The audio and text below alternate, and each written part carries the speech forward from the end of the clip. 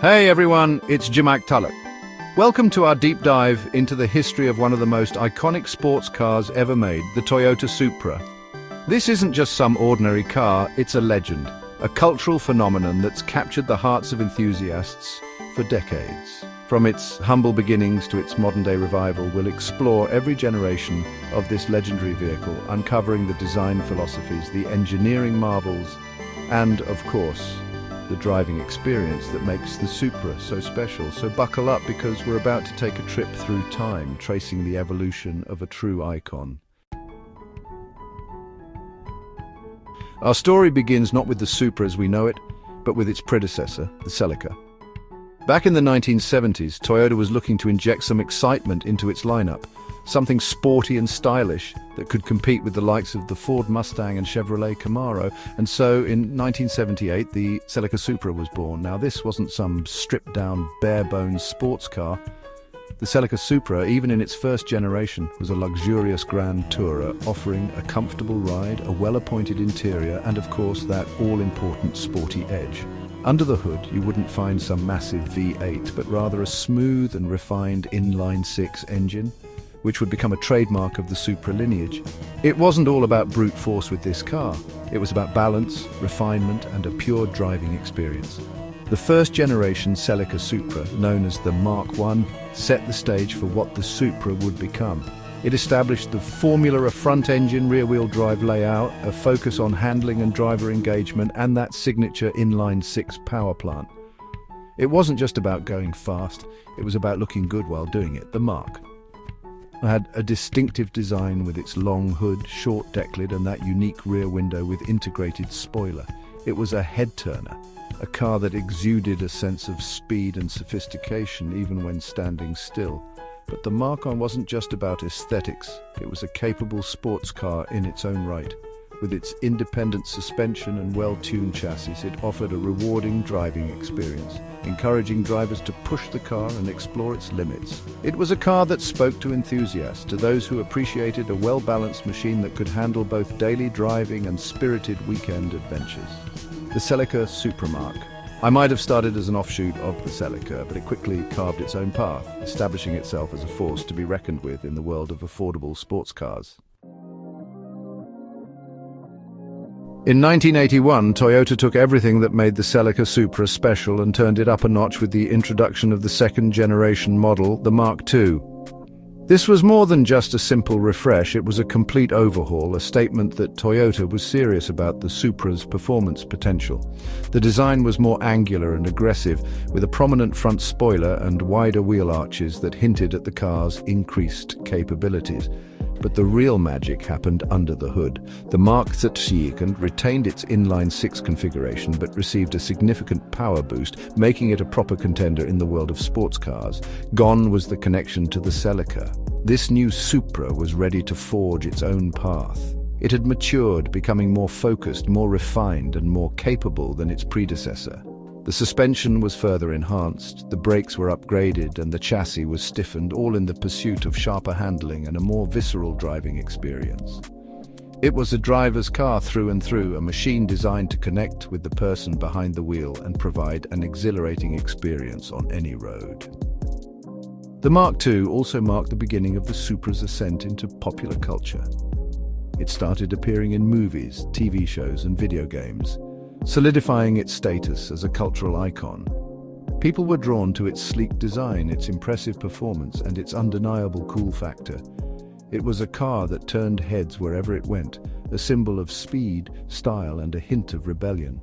The second-generation Supra wasn't just a great car, it was a cultural phenomenon that captured the imagination of a generation. The year is 1986, and the automotive world is abuzz with talk of turbocharging. Automakers are realizing the potential of forced induction to extract incredible power from smaller engines. And Toyota, never one to be left behind, embraces this technology with the third-generation Supra, the Mark III. This wasn't just about adding a turbocharger for the sake of it. This was about taking the Supra's performance to a whole new level. The result was nothing short of transformative.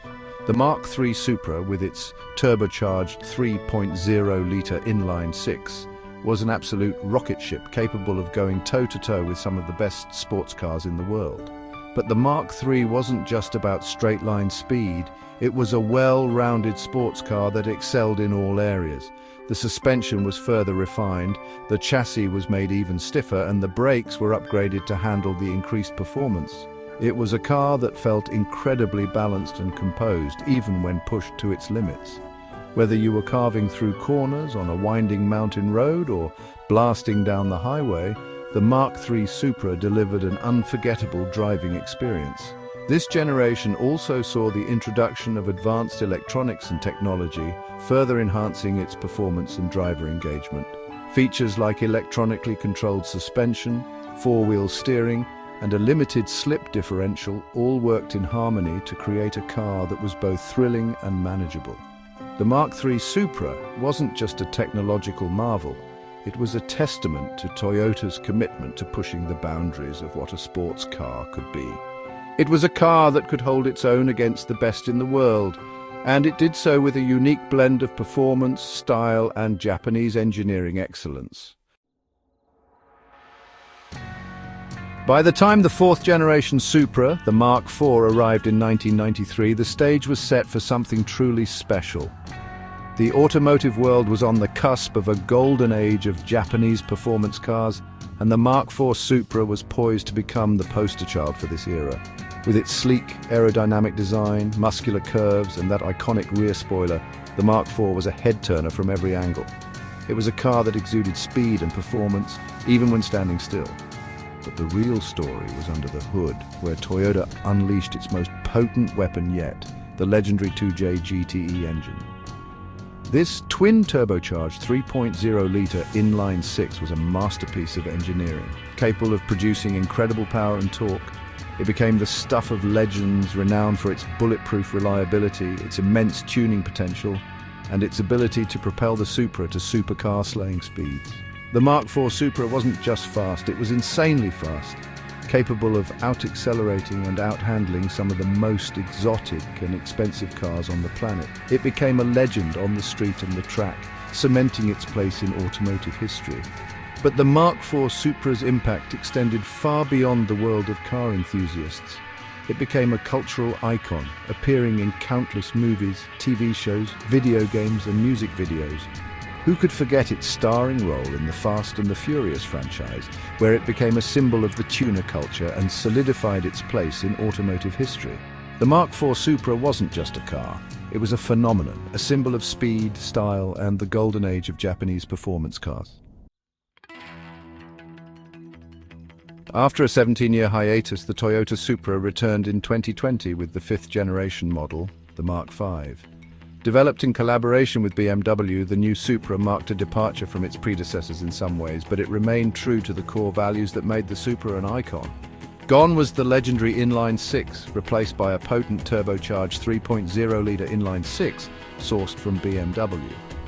While some purists were disappointed by the lack of a Toyota-developed engine, there's no denying the new Supra's performance credentials. It's a quick and capable sports car that can hold its own against the best in its class. The design of the Mark V is a modern interpretation of the Supra's classic styling cues. It's sleek, aerodynamic, and undeniably aggressive, with sharp lines and curves that pay homage to its predecessors. Inside, the Supra features a driver-focused cockpit with a blend of BMW-sourced components and Toyota's own design language. It's a comfortable and well-appointed cabin that exudes a sense of sportiness and sophistication. While the new Supra might not have the raw, untamed spirit of its predecessors, it's still a true driver's car at heart. With its sharp handling, responsive steering, and powerful engine, the Mark V Supra is a joy to drive on a winding road. It might not be the raw, analog experience of the Mark IV, but it's a thoroughly modern sports car that's worthy of the Supra name. It's a car that respects its heritage while embracing the future, and it ensures that the legend of the Supra will live on for generations to come. Thanks for joining us on this journey through the history of the Toyota Supra. From its humble beginnings as an offshoot of the Celica to its status as a global icon, the Supra has left an undeniable mark on the automotive world. Each generation has its own unique character and appeal, from the refined grand touring experience of the Mark I to the raw power and tuner car status of the Mark IV. And now, with the Mark V, the Supra is poised to continue its legacy, captivating a new generation of enthusiasts. Which generation is your favorite? Let us know in the comments below.